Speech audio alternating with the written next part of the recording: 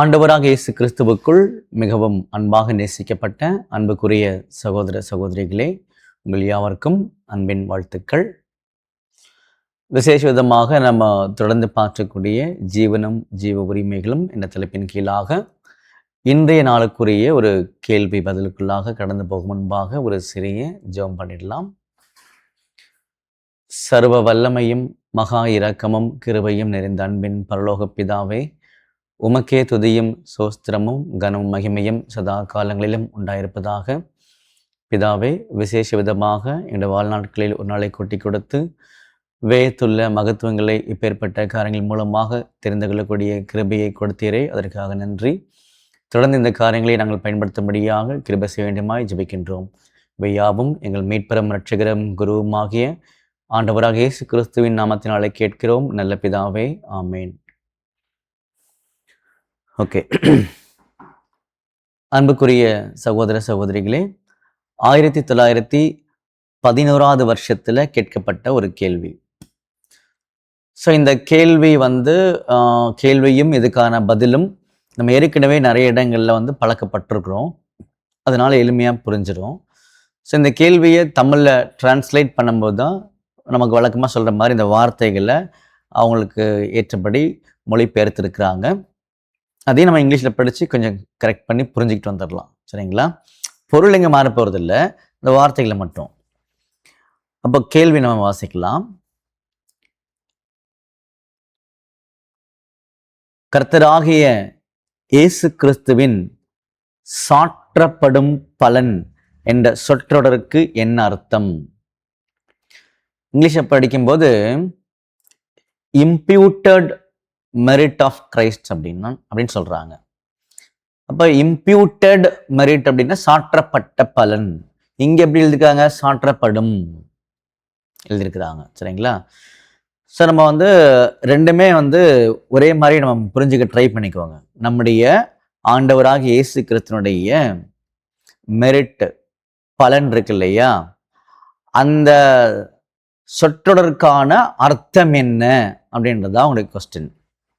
So பதில், கர்த்தராக இயேசு கிறிஸ்துவின் சாற்றப்படும் பலன், சாற்றப்பட்ட பலன், அது பற்றி பேசும்போது அவருக்கு சொந்த பலன், அவருக்கு சொந்த பலன் இருக்குது, மெரிட் இருக்குது. சரிங்களா? அவர் ஒருபோதும் கொடுத்திராத சொந்த நீதியை உடையவராய் இருந்தார். அவருக்கு சொந்த பலன் இருக்குது. அவர் ஒருபோதும் கொடுத்திராத சொந்த நீதியை உடையவராக இருந்தார். அப்ப அவருடைய சொந்த நீதியை கொடுத்துட்டா அவர் எப்படி வாழ முடியும் இந்த இடத்துல? அதுதான் அந்த இடத்துல மீன் பண்றாரு. சரிங்களா? அவருடைய சொந்த நீதி அவருக்கு தேவைப்படுகின்றது. கரெக்ட், நமக்கு எல்லாருக்கும் புரிஞ்சிடும் இந்த லைன். இந்த அர்த்தத்தில் தான் நீதி பறிக்கப்படாமல் இருந்தால் ஒழிய, எந்த அர்த்தத்துல? அவருக்கு, நம்முடைய ஆண்டவர் இயேசு கிறிஸ்துவுக்கு அவருடைய சொந்த பலன், அவருடைய சொந்த நீதியானது அவருக்கே தேவைப்படுது. அப்போ அதை அவர் கொடுத்துட்டாருன்னா அவர் எப்படி வாழ முடியும் இடத்துல? அப்ப அதை அவருக்கு கொடுக்க முடியாது. அப்ப அவருடைய சொந்த நீதி என்ன பண்ணணும்னா அவர் வச்சுக்கிட்டு அவர் வாழ்ந்து அதை நிரூபிச்சு ஆகணும். இந்த அர்த்தத்துல கவனிக்கும் போது, இந்த அர்த்தத்தில் தான் நீதி பறிக்கப்படாமல் இருந்தால் ஒழிய, எது? அவருடைய சொந்த நீதியை பறிக்க கூடாது, அவராதான் கொடுப்பாரு. புரியுதுங்களா? பறிக்கப்படாமல் இருந்தால் ஒழிய அவருடைய நீதியை அவர் நமக்காக கொடுக்க முடியாது என்று சொல்லலாம். கரெக்ட். அப்ப யாருமே என்ன பண்ண முடியாதுன்னா வாலண்டரியா நம்முடைய ஆண்டவர் இயேசு கிறிஸ்துவோட உயிரை எடுக்க முடியாது. நல்லா நமக்கு பழக்கம் இருக்குது. அவரா விருப்பப்பட்டு என்ன பண்ணாருன்னா கொடுத்தார். அப்ப சொந்த நீதி என்ன பண்ண முடியாது? பறிக்க முடியாது. அது அவருக்கு தேவை, அதை பயன்படுத்தி தன் ஜீவன் என்ன பண்றாருன்னா கொடுக்குறாரு. இந்த அர்த்தத்துல தான் அதை நம்ம கவனிக்கணும். அப்ப என்ன நமக்கு முடிவா வருது? அவருடைய நீதி அவருக்கு தேவைப்படுது, அவ்வளவுதான். சரிங்களா? அந்த நீதியின் அடிப்படையில அவர் உண்மையா வாழ்ந்துட்டார் அப்படின்னா அவர் மற்றவங்களுக்கு என்ன பண்ண முடியும்னா கொடுக்க முடியும். எதை கொடுக்க முடியும்? அவர் நீதியின் அடிப்படையில் வாழ்ந்தார்ல, அதுக்கு ஒரு கிஃப்ட் கொடுத்தாரு கடவுள், அதை தான் கொடுத்தார். இதான் பதிலே முடிஞ்சிருச்சு, அவ்வளவுதான். தம்முடைய சொந்த நீதியை அவர் யாருமே பறிக்க விடலை. அவற்றிருந்து யாருமே அவர் பறிக்க விடல. அதை வச்சு அவர் வாழ்ந்தாரு. வாழ்ந்ததுனால கிஃப்ட் கொடுத்தாரு, பரிசு. அதுதான் என்ன பண்ணியிருக்காருன்னா கொடுத்துருக்காரு. ஸோ இதான் முடிவு வரப்போகுது. ஆனாலும் ஃபுல்லாக படிச்சிருவோம். அவருடைய ஜீவனின் உரிமையை பற்றிய விஷயத்திலும் அதே போன்றுதான் உண்மையாக இருக்கின்றது அப்படின்னு பார்த்தீங்கன்னா சொல்றார். அவருடைய ஜீவனின் உரிமையை பற்றிய விஷயத்திலும் இதே மாதிரி தான். எப்படி நீதின்ற விஷயத்திலையும் யாரும் பறிக்க முடியலையோ, அவருடைய ஜீவ உரிமைகள் விஷயத்திலையும் அதே மாதிரி தான். அவருக்கு ஜீவ உரிமைகள் இருந்துச்சு, அது கொடுக்க முடியாது இப்போதைக்கு. எப்போ வாழக்கூடிய நாட்கள்ல சரண்டர் பண்றேன்றதான் அவர் சொல்லியிருந்தாரு. சரண்டர் பண்ணதுல உண்மையா இருந்திருக்கிறாரு. ஆனா பறிக்கல யாருமே. எப்படி நீதியை பறிக்க அவர் இடம் கொடுக்கலையோ, அவருடைய ஜீவ உரிமைகளையும் பறிக்க இடம் கொடுக்கல. புரிஞ்சுங்களா? இந்த அர்த்தத்துல அதை கவனிக்கணும். ஓகே, திரும்ப படிக்கலாம். அவருடைய ஜீவனின் உரிமை பற்றிய விஷயத்திலும் அதே போன்றுதான் உண்மையாகும். அவர் ஜீவனோடு இருப்பதற்கு உரிமை உண்டு. அவர் நமக்கு செலுத்துவது அந்த ஜீவனின் உரிமை அல்ல. கரெக்டு தான். நம்முடைய ஆண்டவர் இயேசு கிறிஸ்து நமக்கு செலுத்துவது அந்த ஜீவனின் உரிமை கிடையாது. அவசரப்பட்டு கன்ஃபியூஸ் ஆகிடக்கூடாது. நம்ம ரொம்ப தெளிவாக இருக்கோம் எல்லாருமே. அவர் நமக்கு செலுத்துவது அவருடைய ஜீவனின் உரிமை கிடையாது. அது அவருக்கே தேவைப்பட்டுச்சு. வாழ்ந்ததுனால அப்பா கிஃப்ட் கொடுத்தார். அதை தான் நம்ம கொடுத்துருக்காரு. திரும்ப திரும்ப ஞாபகப்படுத்தினேன் இடையில. சரிங்களா? திரும்ப படிக்கிறேன். அவர் ஜீவனோடு இருப்பதற்கு உரிமை உண்டு. அவர் நமக்கு செலுத்துவது அந்த ஜீவனின் உரிமை இல்லை. அது அவருக்கே தேவைப்படுகிறது. அவருடைய சொந்த பலன் அவருக்கே தேவைப்படுகின்றது. அவருடைய சொந்த பலன் அவருக்கே தேவைப்படுகின்றது. பிறகு அவருக்கு தேவைப்பட்டதுக்கு பிறகு, அப்போ அவருடைய சொந்த பலன்றது அவருடைய சொந்த மெரிட்டு. அதுக்கப்புறமா அவருடைய நீதி, ஜீவ உரிமைகள் எல்லாம் முதல்ல அவருக்கு. இது எல்லாத்தையும் கொடுத்துட்டாருன்னு வச்சுக்கோங்களேன். வாழக்கூடிய நாட்கள்ல இவர் எப்படி வாழ்ந்திருப்பாரு? முடியாம போயிருக்கும். சரிங்களா? அப்ப இதெல்லாம் அவருக்கே தேவைப்படுது. இவருக்கு தேவைப்பட்டதுக்கு பிறகு, இவருக்கு தேவைப்பட்டதுக்கு பிறகு என்ன அர்த்தம்? அதை பயன்படுத்தி தேவன் விரும்பக்கூடிய அதே நிலையில பூரணமா வாழ்ந்து முடிச்சிருக்கார். இதற்கு பிறகு 1000 வருஷ யுகத்தில் மனுக்குலத்திற்கு அவர் கொடுப்பார் என்றும், சுவிசேஷ யுகம் முழுவதும் அவர் ஜீவனின் உரிமையையும் நீதியையும் சபை மீது சுமத்துகிறார் என்றும் நாம் எந்த அர்த்தத்தில் இவ்வாறு சொல்கின்றோம்? நாம் எந்த அர்த்தத்தில் இவ்வாறு சொல்கின்றோம்?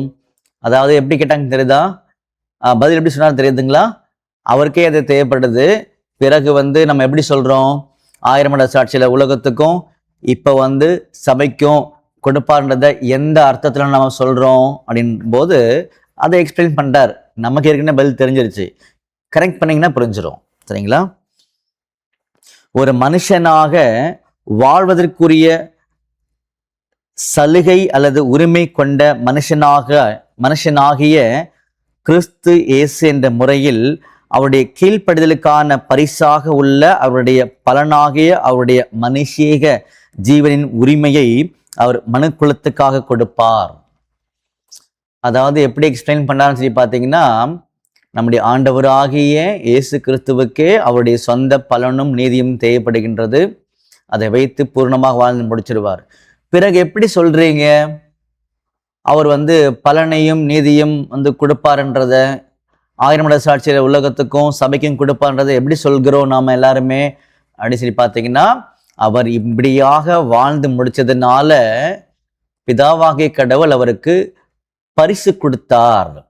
அவருடைய அந்த ஜீவனுக்கான உரிமைய, அந்த நீதி நிமித்தமாக வந்த அந்த காரியங்களை பார்த்தீங்கன்னா பரிசாக கொடுத்தார் இல்லையா? அதைத்தான் என்ன பண்ணியிருக்காருன்னா அவர் கொடுக்குறான்ற ஒரு காரியத்தை எக்ஸ்பிளைன் பண்ணிட்டார். சரிங்களா? அப்படி சொல்லிட்டு, நியாயப்பிரமாணத்திற்கு கீழ்ப்படிந்ததினால் அந்த உரிமை அவருக்கு கிடைக்கப்பெற்றது. நியாயப்பிரமாணத்துக்கு கீழ்ப்படிந்ததினால் அவருக்கு அந்த உரிமை கிடைக்கப்பெற்றது. வசனம் ரோமர் 10:5, கலாத்தியர் 3:12. இப்பொழுது அவர் உன்னதத்திலே உயர்த்தப்பட்டு தெய்வீக சுபாவத்தில் பங்கு பெற்றார். மனுஷீக ஜீவனின் உரிமையும் அந்த உரிமையுடன் செல்லும் நீதியும் அவருக்கு இனி தேவையில்லை. அப்போ மனுஷீக ஜீவனுக்கான உரிமையும் அந்த உரிமையோடு செல்லும் நீதியும் அவருக்கு இப்ப தேவையில்லை. அவர் இப்பொழுது மிகவும் திருப்தியுற்று தம்முடைய தற்கால நிலையில் முழுமை பெற்றிருக்கிறார். அது எது? அதான் ஆவிக்குரிய நிலைமையில முழுமை பெற்றிருக்கிறார். காலப்போக்கில் மனுஷீக ஜீவனின் உரிமையையும் அந்த உரிமையுடன் செல்லும் சுமத்தப்படும் நீதியையும் பூமிக்குரிய பலியின் பலனையும் அவர் உலகத்தாருக்கு கொடுக்க வேண்டியதாய் இருக்கிறது. இதில் சபைக்கு தற்காலத்தில் அவர்களின் குறைபாடுகளை சரி செய்வதற்கு போதுமானதாக அவர் செலுத்துகிறார். ஆகவே நம்முடைய பலிகள் அவர் மூலமாக பரிசுத்தமாக எண்ணப்பட்டு தேவனிடத்தில் ஏற்றுக்கொள்ளப்படும் விதமாக நாம் அவரில் முழுமையாக இருக்கின்றோம். பண்புக்குரிய சகோதர சகோதரிகளே, இடையில நம்ம நிறைய பேசியிருக்கிறதுனால என்ன புரியலையேன்ற மாதிரி சில நேரங்களில் சில பேருக்கு எண்ணங்கள் வரலாம். இப்போ நீங்கள் ஸ்ட்ரைட்டாக கன்க்ளூஷனை சம்மரியை மட்டும் பார்த்துருங்க, ஈஸியாக புரிஞ்சிடும். சரிங்களா? என்ன கொஸ்டின்? கர்த்தராக இயேசு கிறிஸ்துவின் சாற்றப்படும் அல்லது சாற்றப்பட்ட பலன் என்ற சொற்றொடருக்கு என்ன அர்த்தம் அப்படின்னு கேட்டாங்க. சரிங்களா? சிம்பிளா பதில் என்னது? நம்முடைய ஆண்டவர் இயேசு கிறிஸ்துவுடைய சொந்த பலன், மெரிட், நீதி, அவருடைய சொந்த நீதி அவருக்கே தேவைப்படுது. சரிங்களா?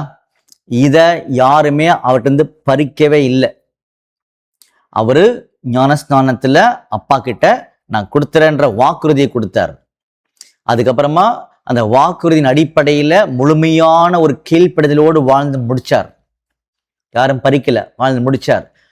அதற்கான அந்த கீழ்ப்படிதலுக்கான வாழ்க்கைக்கான பலனாக அவருக்கு பார்த்தீங்கன்னா அந்த மெரிட்டு, நீதி எல்லாம் கையில இருக்குது. இதைத்தான் என்ன பண்ணியிருக்காருன்னா தற்காலத்துல சபையினுடைய குறைபாடுகளை மூடும்படியாக கொடுத்திருக்கார். அப்படி மூடுறதுனால தான் நம்முடைய பலி ஏற்றுக்கொள்ளப்பட்டு நம்ம அவருக்குள்ள இப்ப இருக்கிறோம். இதுக்கப்புறமா நமக்கிட்ட இருந்து எடுக்கப்பட்டு அது உலகத்தாருக்கு கொடுக்கப்படும். இப்படிதான் இந்த சொற்றோட புரிஞ்சுக்கணும். இந்த வார்த்தையினுடைய எக்ஸ்பிரஷனை இப்படிதான் புரிஞ்சுக்கணும் அப்படின்னு பார்த்தீங்கன்னா சொன்னார். சரிங்களா? அப்போ தொடர்ந்து இந்த காரியங்களை குறித்து என்ன பண்ணலாம்னா நம்ம தியானிக்கலாம். ஒரு சிறிய ஜெபம் பண்ணி முடிச்சிடலாம். வானத்துக்கும் பூமிக்கும் ஆண்டவரே, உமக்கே துதியும் சோஸ்திரமும் கனமும் மகிமையும் சதா காலங்களிலும் உண்டாயிருப்பதாக. பிதாவே, விசேஷமாக எங்களுக்கு இப்பேற்பட்ட சத்தியங்களை சொல்லிக் கொடுத்து நாளுக்கு நாள் எங்களுடைய புரிதலை நீர் மேன்மைப்படுத்துகின்றீர். அதற்காக நன்றி செலுத்துகின்றோம். வரக்கூடிய நாட்களில் நான் அதிகமான இது போன்ற தெளிவுகளை பெற்றுக்கொள்ள தேவன் தாமே கிருபை செய்யண்டுமாய் ஜெபிக்கின்றோம். இவை யாவும் எங்கள் மீட்பரும் இரட்சகரும் குருவுமாகிய ஆண்டவர் இயேசு கிறிஸ்து நாமத்தினாலே கேட்கிறோம் நல்ல பிதாவே. ஆமென்.